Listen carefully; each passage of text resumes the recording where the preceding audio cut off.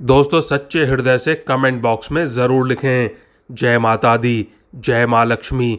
माता रानी आपके सभी कष्टों को समाप्त करेंगी और आपकी झोली खुशियों से सदैव भरी रहेगी।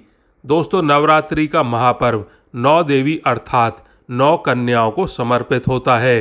कन्या पूजन करने से हमारी समस्त पीड़ा दूर हो जाती है, सभी दुख दर्द दूर होते हैं, हर कष्ट दूर होते हैं, ग्रह कलेश हमारे जीवन से हमेशा के लिए दूर हो जाता है। यहाँ तक कि पितृदोष, राहु दोष, मंगल दोष, काल सर्प दोष मात्र कन्या पूजन से दूर हो जाते हैं और सुकून मिलता है। घर में खुशियाँ आती हैं तथा अकाल मृत्यु घर में कभी नहीं होती।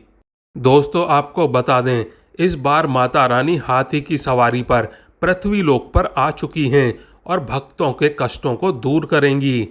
दोस्तों जब जब माता रानी हाथी पर सवार होकर आती हैं तब तब धरती पर फूल खिलते हैं और वर्षा होती है तथा हरियाली की उत्पत्ति होती है और जीवन सुगम हो जाता है।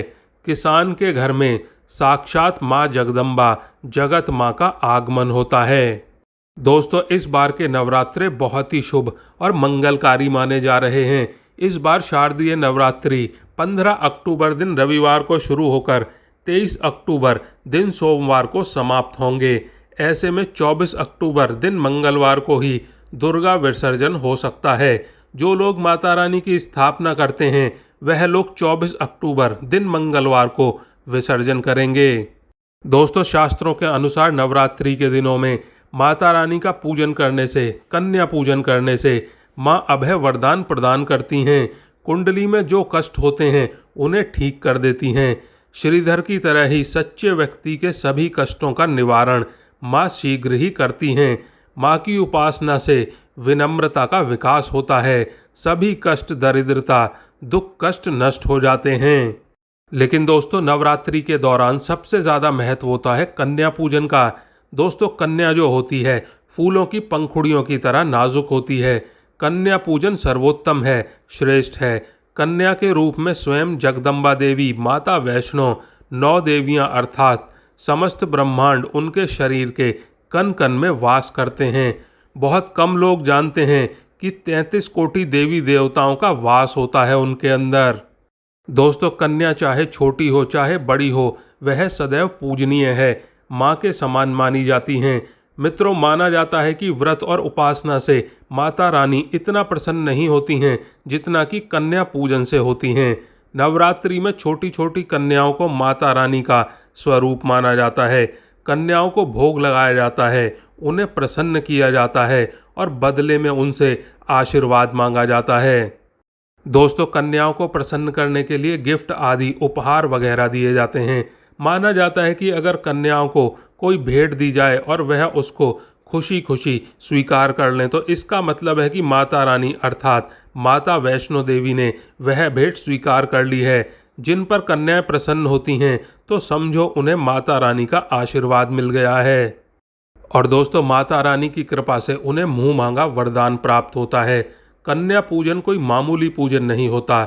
समस्त ब्रह्मांड में जो पूजा होती है उनसे बढ़कर कन्या पूजन को माना जाता है। 10 बार गंगा स्नान करने से और 100 बार यज्ञ करने से जो पुण्य मिलता है वह मात्र एक बार कन्या पूजन करने से करोड़ों गुना भक्त को मिल जाता है। मित्रों इसीलिए कहा जाता है कि कन्याओं को सताना नहीं चाहिए, इससे समस्त ब्रह्मांड हिल जाता है। कन्याओं की जितनी सेवा की जाए कम होती है। नवरात्रि में 2 साल से लेकर के 10 साल तक की कन्या का पूजन होना चाहिए। अष्टमी और नवमी को कन्याओं के पैर धोकर भोजन कराना, उपहार आदि देना श्रेष्ठ माना जाता है, दुर्लभ माना जाता है। ऐसा मौका कभी हाथों से जाने देना नहीं चाहिए। इस दिन जितना ज़्यादा हो सके कन्याओं को हाथ पकड़कर, पैर पकड़कर अपने घर तक लेकर आएं। और दोस्तों वीडियो को अगर लाइक नहीं किया है तो वीडियो को एक लाइक ज़रूर करें और कमेंट बॉक्स में जय माता दी ज़रूर लिख दें। दोस्तों कन्या जब आपके घर पर आए तब सभी के पैरों को दूध और पानी से धोना चाहिए। खासकर मर्दों को कन्याओं के पैर अवश्य धोने चाहिए, इससे माता वैष्णो देवी प्रसन्न होती हैं। दोस्तों फिर उसके बाद में कन्याओं को किसी साफ जगह पर ज़मीन पर कपड़ा बिछाकर बैठाना चाहिए। उनके माथे पर अक्षत, फूल और कुमकुम लगाना चाहिए। फिर उसके बाद में भोजन ग्रहण करवाना चाहिए। लेकिन हमेशा याद रहें, कन्याओं की थाली में 3 पूड़ी कभी नहीं रखें, इसे शुभ नहीं माना जाता। 3 पूड़ियाँ तथा 3 रोटियां मरने वाले व्यक्ति के लिए दी जाती हैं और जेल में कैदियों के लिए दी जाती हैं। ऐसे में कन्याओं को उनकी थाली में 3 पूड़ी कभी न दें, लेकिन 1-2 करके पूड़ियां दे सकते हैं। दोस्तों, कन्याओं को खाना खिलाने के बाद में अंतिम में कन्याओं के सर पर लाल चुनरी उड़ाना चाहिए और भोजन में आपको खीर पूरी, हलवा, चना तथा आलू की सब्जी, छोले वगैरह की सब्जी खिलानी चाहिए। पनीर आदि भी खिलाया जा सकता है। वैसे माता रानी का प्रिय भोजन खीर, हलवा, पूड़ी और छोले आदि ही है, लेकिन भूल से भी लहसुन और प्याज का इस्तेमाल कभी भी ना करें, अन्यथा अनर्थ हो जाएगा। कई लोग कन्याओं को कुरकुरे, चिप्स वगैरह का पैकेट दे देते हैं, जो कि घोर अनर्थ माना जाता है, क्योंकि इसमें लहसुन प्याज का इस्तेमाल होता है, जिसके कारण आपका व्रत खंडित हो सकता है। माँ दुर्गा क्रोधित हो सकती हैं। जहां आपने 9 दिनों तक लहसुन प्याज का परहेज किया, लेकिन आपकी एक गलती पूरे व्रत को खंडित कर सकती है। ऐसी नादानी बिल्कुल भी ना करें। और दोस्तों, कई लोग कन्या पूजन में खाना घर पर नहीं बनाते और मार्केट से रेडीमेड लाकर ही खिलाते हैं तथा दही जलेबी आदि खिलाते हैं, जो कि शुभ नहीं माना जाता।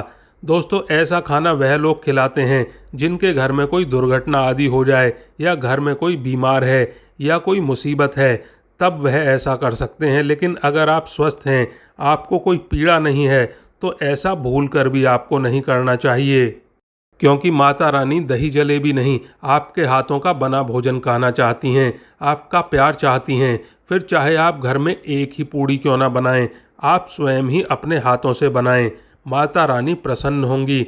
और दोस्तों, हमेशा याद रखें, कन्याओं को प्लास्टिक से बनी प्लेट में खाना बिल्कुल ना खिलाएं। ऐसे बर्तन पूजा पाठ के लिए शुभ नहीं, अशुभ होते हैं। ऐसे बर्तन कई बार जानवरों की हड्डियों द्वारा बनाए जाते हैं, इसीलिए ऐसा पाप मत करना। कन्याओं को हमेशा स्टील के बर्तन या पत्तों से बने बर्तन में भोजन करवाना, यह बहुत ही शुभ माना जाता है। अगर आप पेड़ के पत्तों में भोजन करवाते हैं तो माता अभय वरदान प्रदान करती हैं। और दोस्तों, भोजन करने के बाद में कन्याओं की थाली में 1 लौंग ज़रूर रखनी चाहिए, क्योंकि लौंग देवी शक्ति तथा माँ दुर्गा को बहुत प्रिय है। लौंग माता शक्ति का प्रतीक होती है। लौंग में नवदुर्गा निवास करती हैं, इसीलिए इन 9 दिनों में माता रानी को लौंग का भोग भी लगाया जाता है। तो खाना खाने के बाद में कन्याओं को लौंग अवश्य अर्पित करें। माता रानी को अमृत से बढ़कर लौंग प्रिय है, इसीलिए कन्याओं की थाली में चुपचाप 1 लौंग रख दें, आपका भाग्य चमक जाएगा। माता लक्ष्मी आपके जीवन में धन की कोई कमी नहीं होने देंगी। और दोस्तों, कन्याओं को उपहार में उन्हें खुश करने के लिए उनकी थाली में दक्षिणा डालें, ताकि आपके घर में संपन्नता बनी रहे तथा धन की कभी कोई कमी ना हो। कन्या जब आपके घर से खुशी खुशी धन लेकर जाती है, तो वह भी आपको खुशी खुशी कई गुना आपको धन प्रदान करती हैं। इस समय कंजूसी मत करना, खुशी खुशी कन्याओं को धन अवश्य देना। कन्याओं को कोई सुंदर गिफ्ट भी दे सकते हैं। दोस्तों, शास्त्रों में बताया जाता है कि कन्या जितना खुश होती हैं, माता रानी उतनी ही जल्द आपको फल प्रदान करती हैं। कन्याओं को आप गिफ्ट में चॉकलेट बॉक्स दे सकते हैं, खूबसूरत कपड़े दे सकते हैं, स्टील के बर्तन दे सकते हैं, लेकिन याद रहे, कपड़े काले रंग के नहीं होने चाहिए और बर्तन लोहे के नहीं होने चाहिए, नहीं तो राहु केतु का प्रभाव आपके जीवन में प्रवेश कर जाएगा।